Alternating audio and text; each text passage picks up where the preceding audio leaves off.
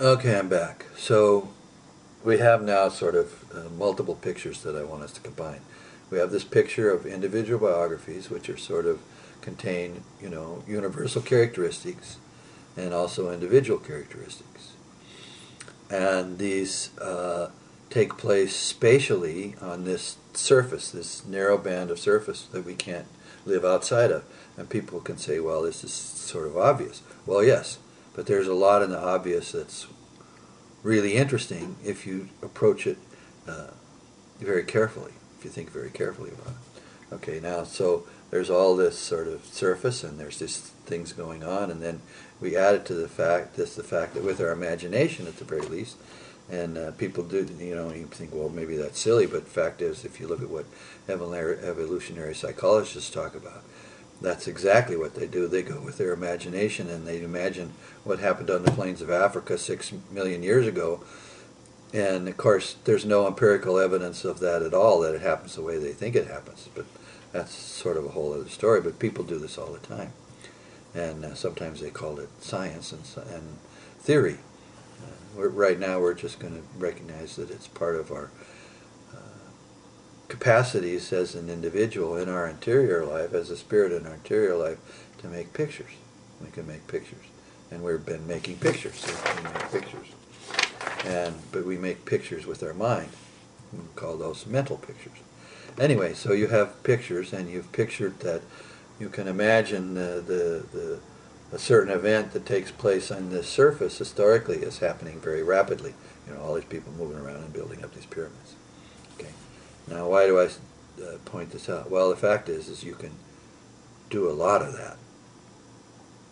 Um, and but what am I doing? Well, I'm introducing not just that there's the spatial aspect, that the biographies take place on the surface of the earth, but I should hold that still. And there's also a temporal aspect. The biography takes place in time. When you look at your biography, it occurs over time, birth and death. And of course, the whole history of the world describes these processes which have gone on and gone on and gone on. And there's different interpretations of the past.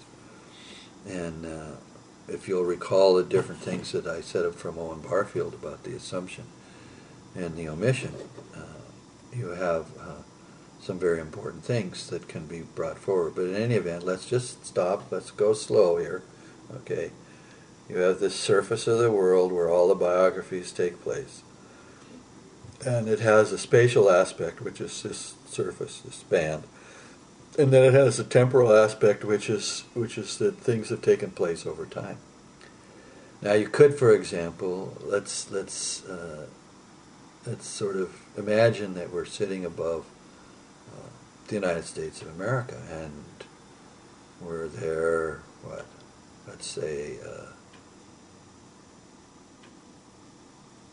15,000 years ago. And we kind of glide over the surface of the earth with our imagination, and we look down, and we go out over the east coast, maybe we're a mile up, and we go out over the east coast. And there, if we look at the ideas that are in the Hopi prophecy, when we join them to the ideas of Rudolf Steiner, there's this land, and it's Atlantis.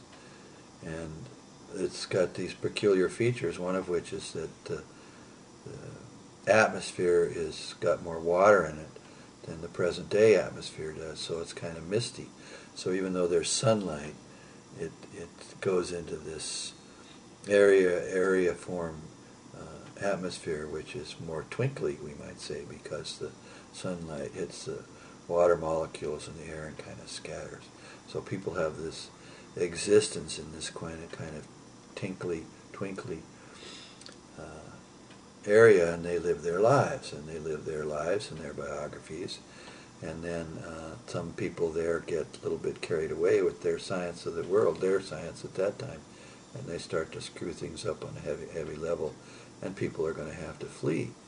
And so people flee to the west, and they flee to the east. And the people that flee to the west, and they flee to different parts of the Americas, they become the native peoples. And of course in the Hopi oral history we have a memory of this. We have a memory of this fleeing. So let's go back now. We're up above North America, say, and when we watch the Hopi, and they talk about how they ran around the Americas and they left behind rock writings and ruins before they got to where they live now in the mesas. And of course there's something happening in time, and we're watching them from above, and they're migrating and they're living and they're doing various things, and they might even be encountering peoples that have lived there from before. Maybe came from other places, because I'm not saying that the migrations over the Bering Straits and so on and so forth, which is what's imagined today, are limited to the only thing that happened. I'm just saying let's be a little cautious about that. But right now we're just working with our imagination to picture of what went on with regard to the story that the Hopi presented to us. Okay, so they wander around, and we have in the eastern United States a phenomenon called the mound builders. Now there's these earth mounds, and interestingly enough, they're pyramidal in shape. Hello? That's interesting. But anyway, some group of people, Aboriginal peoples who live in the Americas, built these mounds, and then they went off into other places. And the Hopi suggest that maybe that was them before they got to where they are today, and they maybe didn't get to the Southwest until 1200, 1100. I mean, we don't really know. We have the Pueblo people and all kinds of stuff, and I'm not going to try to explain all that, but eventually, they're scurrying around. They end up in the Hopi mesas, and they still have some kind of contact with the Creator. Okay, so that's the younger brother. The younger brother goes out of Atlantis, and he goes to the west, and he does his thing. Now, what happens with the elder brother? Well, he goes out of Atlantis, and he goes to the east. And of course, we're looking down from above, and we're kind of flying above him, and he goes walking across, and he goes, according to Rudolf Steiner, he goes into the area of the Gobi Desert near the Himalayas, and they found a center there, and then they manifest these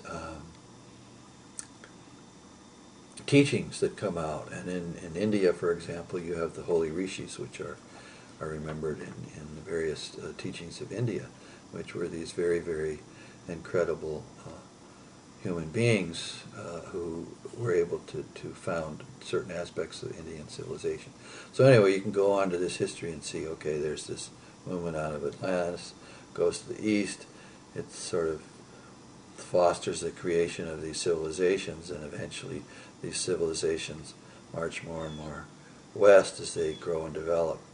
And they're taking a course where they're more and more separating from nature, whereas the ones that went to the west sort of settled in and kind of remained integrated with nature. So then you have the consciousness over from, carried by those biographies, and it moves closer and closer, and eventually it crosses out of Europe and back into the Americas, which have always been there. I mean, we know they're always there, and these two types of consciousness meet each other. We talked about this before, and how this is part of the metaphor of the film Avatar. But I wanted to bring this back in so that we unite all these pictures we've been working with. We have this sense of these biographies, and we have this sense of this movement of peoples over the surface of the earth and time, and we have this sense of soul and spirit. And now I've run out of time again. I'm going to have to stop, at least ostensibly for me, but you can continue on in the next video when it gets up there. Okay?